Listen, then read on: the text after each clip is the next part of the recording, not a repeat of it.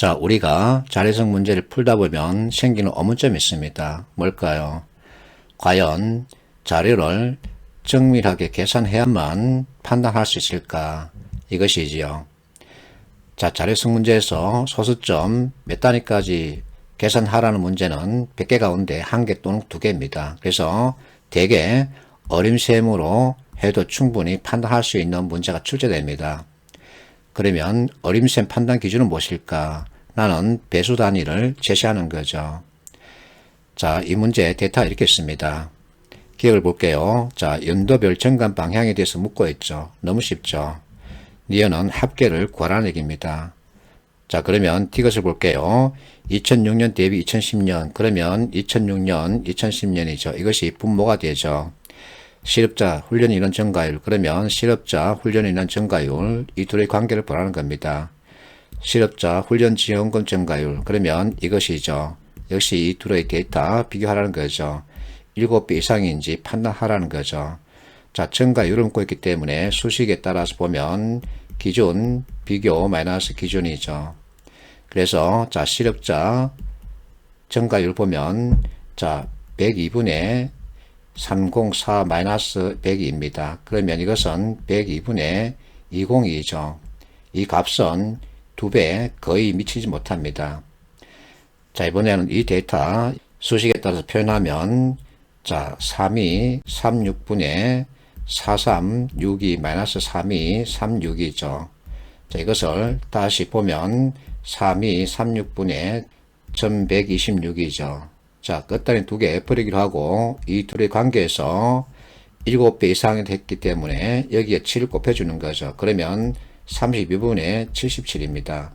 이 값은 2배 이상이죠. 자, 이것은 2배 미달이고 이것은 2배 이상이죠. 그러면 7배 이상이도 할 수 있다 없다? 없습니다. 이렇게 출제자는 정밀하게 계산하지 않고 배수 단위 어림셈으로 비교해도 충분히 판단할 수 있는 문제를 출제합니다.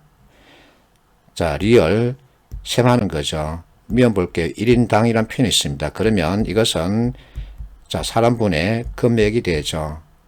자, 이 데이터 서로 배수 관계를 보고 이것도 역시 배수 관계로 보라는 겁니다. 너무나 쉬운 결과죠. 167번. 자, 옳은 것만을 모두 고르라 그러죠. 여하튼 데이터가 주어져 있습니다. 기억과 니은, 이것은 너무 쉽습니다. 여러분들이 보세요. 리얼 1.5배 이상이냐 아니냐 이것을 판단해 보겠습니다. 자, 80%일 때 그리고 40%일 때 그러면 이 둘 데이터를 서로 비교해서는 1.5배 이상인지 보라는 얘기죠. 그러면 이 값이 이것의 1.5배인지를 확인하면 되죠. 여기에 0.5를 더하면 얼마일까? 여기에 0.5를 더하면 이것을 초과할까? 역시 마찬가지입니다. 자, 그런데 여기 보세요. 여기 0.5는 330이죠.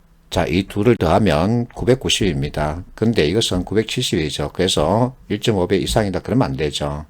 168번 옳은 것을 찾으라 그러죠. 선택의 진술 특징을 보세요. 1번 3배 이상이다. 2번 50% 이상이다. 3번 5곳이다.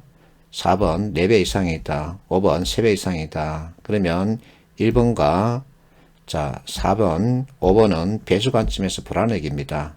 쉽게 접근할 수 있죠. 자, 2번을 보겠습니다.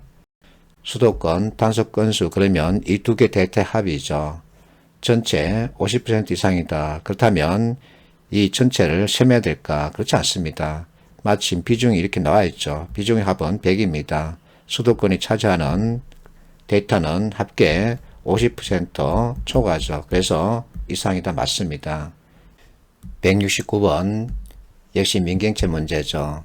자, 이와 같은 그림 정보가 많습니다. 복잡해 보이죠. 그러나 아주 단순하죠.